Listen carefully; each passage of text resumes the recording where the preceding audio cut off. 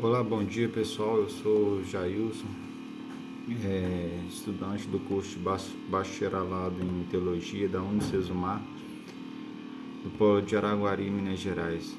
Hoje eu vou estar falando um pouco sobre o Templo Sagrado de Jerusalém, destruído do ano 70 depois de Cristo. A primeira questão que nós vamos abordar é quem destruiu o templo? Por que ele foi destruído? Nos anos 70 depois de Cristo, os romanos investiram cerca de 70 mil soldados para conter a rebelião dos judeus contra a autoridade de Roma. Ao encarar as muralhas de Jerusalém, atrás das quais milhares de revoltosos se refugiaram, os romanos, liderados pelo general Tito, viram que a batalha seria dura. Mesmo atacando com 4 legiões, ou seja, cada legião era um grupo de exército de média de 17.500 soldados. Constantemente ameaçado por ações de contra-ataque, os legionários fizeram um dos maiores e mais complexos cercos da antiguidade. Devido aos tumultos religiosos, incrementos nos impostos sobre o último imperador Júlio Cláudio Nero, que reinou em 54 a 68, existia um descontentamento evidente entre os povos de Judéia e o governo romano. Com protestos se desprendendo, o procurador, um tipo de governador romano, Tiesio Flora, saqueou o segundo templo em Jerusalém, reivindicando o direito para o império. Essas ações, acoplado com as tensões pré-existentes, desencadeou rebeliões que acabou se disseminando por toda a Judéia, dando começo à primeira guerra judia-romana. Com a rebelião ganhando momento, o general Vespasiano do Império Romano foi apontado para lidar com o tumulto na Judéia. Com seu filho Tito ao seu lado, ele efetivamente sufocou a revolução ao conquistar redutos fortificados que circundava a fortaleza principal de Jerusalém. Apesar de passar 2 anos após o início da revolta, Nero cometeu o suicídio e inaugurou o ano dos 4 imperadores, por último, Vespasiano, que reinou em 69 a 79. Iria segurar o trono com o suporte das legiões sob o seu comando, e ele retornaria a Roma. E ele deixou Judéia, e seu filho Tito tomou o controle das legiões, dando continuidade na luta aos judeus. Em 14 de abril de 70 d.C., Tito e o Império Romano marcharam em direção a Jerusalém. Esse dia foi somente 3 dias prévios à Páscoa daquele ano, no qual em parte foi a grande causa do aumento da população de Jerusalém. Jerusalém era um local fácil de se defender no tempo do sítio. A cidade foi construída entre vales, ela era elevada e com isso difícil de acessar. Circundada por uma muralha, Jerusalém tinha sido dividida em seções, designada a Cidade Alta na parte oeste, onde os cidadãos de maior poder aquisitivo moravam, e o Monte do Templo na parte leste da cidade. Apenas ao norte do templo estava localizada a fortaleza de Antônio. Uma segunda muralha os protegia no norte, começando na fortaleza. Durante a guerra, as pessoas de Jerusalém terminariam a terceira muralha mais externa. Com a maioria dos outros redutos fortificados judios conquistados e a Páscoa acontecendo, muitas pessoas tinham viajado a Jerusalém. Não sabemos se por razão política ou religiosa, mas sem dúvida existia um fluxo de pessoas na cidade quando os exércitos romanos chegaram e estabeleceram um perímetro. Com tantas pessoas lá, e a guerra indo de mal a pior para a Judéia, existiam inúmeras facções dentro da rebelião, resultando em muitos conflitos internos. Especificamente em Jerusalém, esse tema causou perdas em recursos humanos e consumiu grande parte das reservas de comida previamente armazenadas. As duas lideranças predominantes das facções na cidade eram Simão Bar de Horaz e João de Charlá. Simão e seu grupo controlavam a cidade alta e o palácio de Herodes no oeste, enquanto João e seus homens mantinham suas posições no Monte do Templo. Com Roma aproximando-se, a luta estava próxima de começar. Tito e suas legiões chegaram em 14 de abril do ano 70 depois de Cristo. E ao chegar, Tito saiu a cavalo com batedores para avaliar as áreas ao redor do templo. Neste momento, os rebeldes atacaram os batedores de Tito e quase mataram o general. Pegos de surpresa e fora de formação, os romanos perderam muitos homens nessa luta rápida. Após o embate entre os batedores e os soldados judeus, os romanos estabeleceram um acampamento ao leste da cidade, na montanha de Olivos. Vendo que lá existiam obstruções de vegetação intermináveis, Tito ordenou que o terreno fosse cortado e aplanado para aumentar a visibilidade e a mobilidade para os equipamentos de sítio. E eles agora estavam totalmente preparados para começar o sítio com seu acampamento base estabelecido. Neste ponto, Tito montou mais 2 acampamentos ao noroeste da cidade. Os romanos começaram construindo rampas em cima da terceira muralha, lançando mísseis na equipe de construção. Os judeus não entregariam a muralha sem uma luta. E os romanos protegeram a construção das rampas, utilizando suas artilharias como resposta.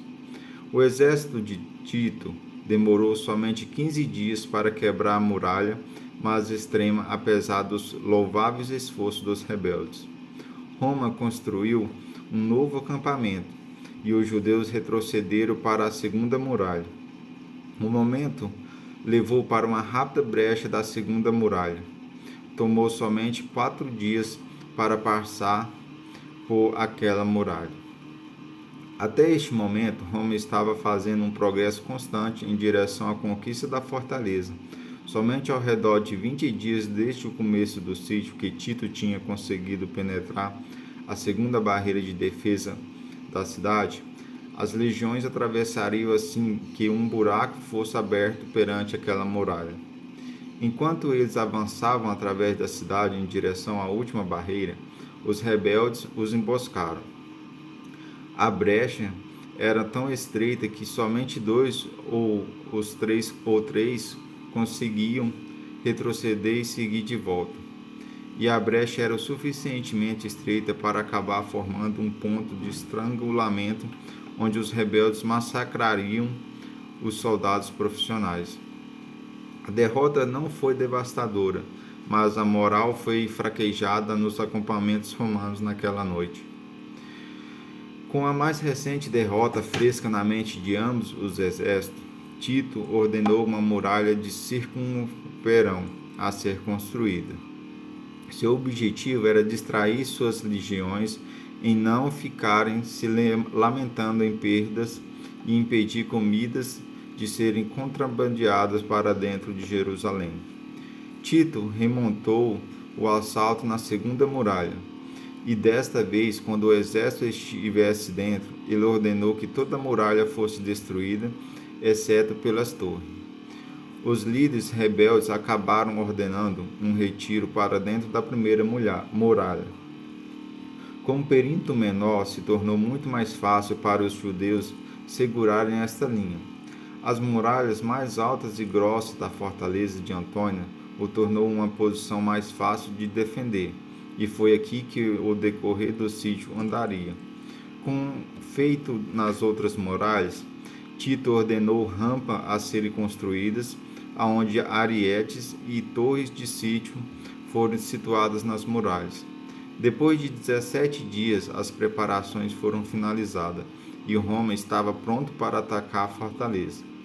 Desconhecido pelos romanos, os judeus tinham cavado uma mina que percorria diretamente debaixo do acampamento recém-construído, e a mina foi preenchida com combustível e depois incendiada. A mina colapsou o projeto de engenharia e quando o fogo surgiu e veio à tona, ele incendiou o equipamento de sítio. Não se podia subestimar a engenhosidade dos defensores. Usando todos os recursos que eles tinham, eles foram capazes de frustrar uma máquina militar bem engrenada. A vitória na mina teve vida curta. Quando o incêndio foi extinguindo, Tito ordenou um ataque à fortaleza. Enquanto a mina foi engenhosa, continha uma falha fatal. Ela enfraqueceu as fundações da fortaleza e depois de um dia de ataque, a muralha colapsou. E os romanos tinham penetrado a primeira muralha e tinham dado um passo à frente no monte do templo. E o sítio em particular demonstrava positivamente a determinação de ambas as forças, os judeus lutando por sua sobrevivência e os romanos demonstrando a disciplina de seus treinamentos. Quando as muralhas da fortaleza caíram, os romanos se deparam com novos desafios na sua própria oposição. Com uma brecha na muralha, uma pequena contingência de soldados atacaram na noite. E é importante mencionar que eles fizeram isso sem receberem ordens diretas. Quando os defensores perceberam que não eram toda a força romana, eles mobilizaram para impedir os romanos de galgarem uma posição mais poderosa. Os reforços romanos eventualmente chegaram e uma batalha em grande escala se desencadeou. Sem a mínima vantagem de se posicionar em formação mais cedo, os judeus conseguiram uma vitória no final da primeira batalha do templo. Neste período, Tito ordenou que a fortaleza fosse totalmente destruída. Um novo ataque foi desencadeado durante a noite. Os legionários eram altamente treinados, mas a área era bem confinada, e o caos foi demasiado para operar de uma maneira mais efetiva. A batalha durou até o amanhecer, mas nenhum dos dois lados conseguiu tomar uma posição de vantagem. Ultimamente, eles lutaram a segunda batalha do templo até um impasse.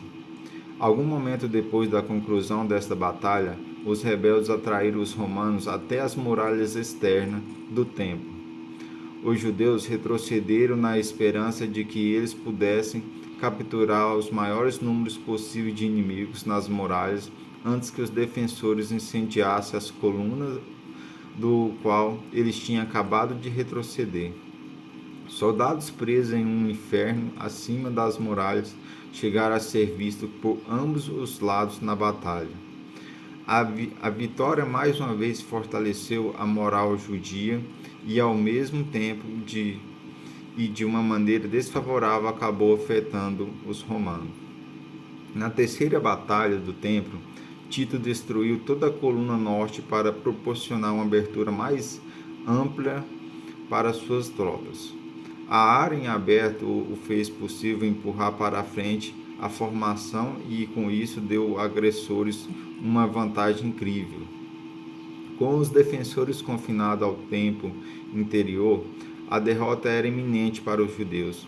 Em vez dos romanos avançarem sua ofensiva, os judeus investiram em um contra-ataque e atacaram as linhas inimigas. No entanto, surpreso, os homens de Tito mantiveram suas linhas. Eles lutaram por várias horas, mas nenhum dos dois lados conseguiram tomar território. No final, acabou sendo um empate. Cada vez mais desesperados, os judeus atacaram outra vez. Desta vez, contudo, os romanos não somente mantiveram suas linhas, mas também tomaram o território, colocando os rebeldes contra o templo.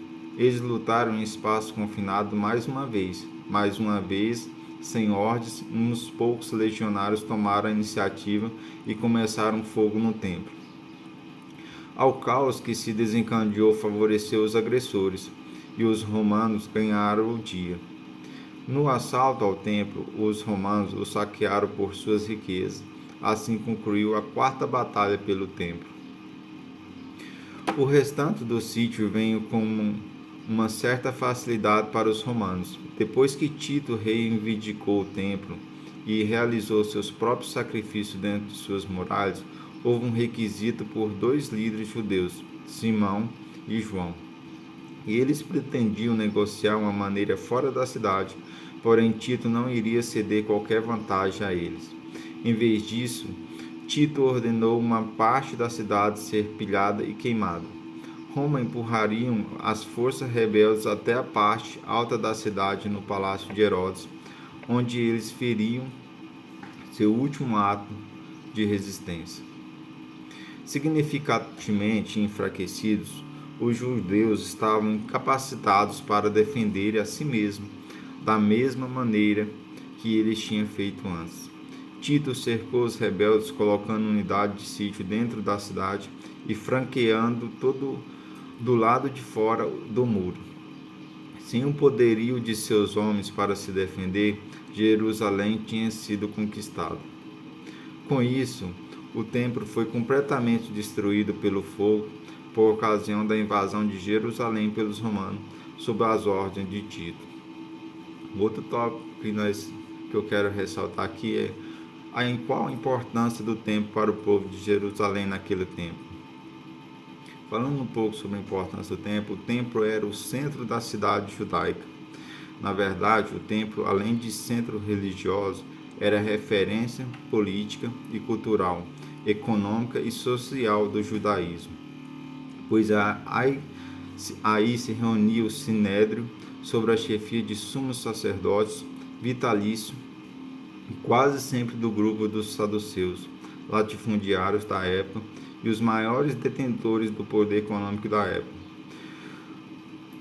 Outra questão que eu quero abordar é: o templo foi totalmente destruído ou sobrou alguma parte visível nos dias de hoje?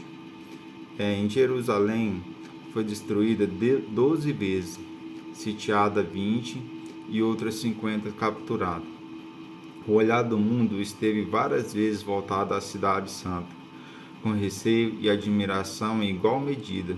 No entanto, poucas cidades do mundo são capazes de fazer frente à emocionante história que envolve Jerusalém, a cidade que nasceu há 5.000 anos. Outro ponto que eu quero ressaltar é a questão: existe alguma coisa no lugar do templo judaico? Nos dias atuais, o que restou e existe do templo judaico é o Muro das Lamentações, lugar sagrado para os judeus devido a ser o último pedaço do templo pelo lado sul e leste. Além disso, o muro é o lugar mais próximo da Santa Sacratorium, ou um lugar sagrado, o sagrado entre os sagrados. Outro ponto que eu quero ressaltar é a questão: pode-se perceber alguma disputa por aquele território na atualidade? Em 31 de janeiro de 2016, o governo de Netanyahu votou a favor da criação de um novo espaço junto ao Muro das Lamentações, onde homens e mulheres podem rezar em conjunto.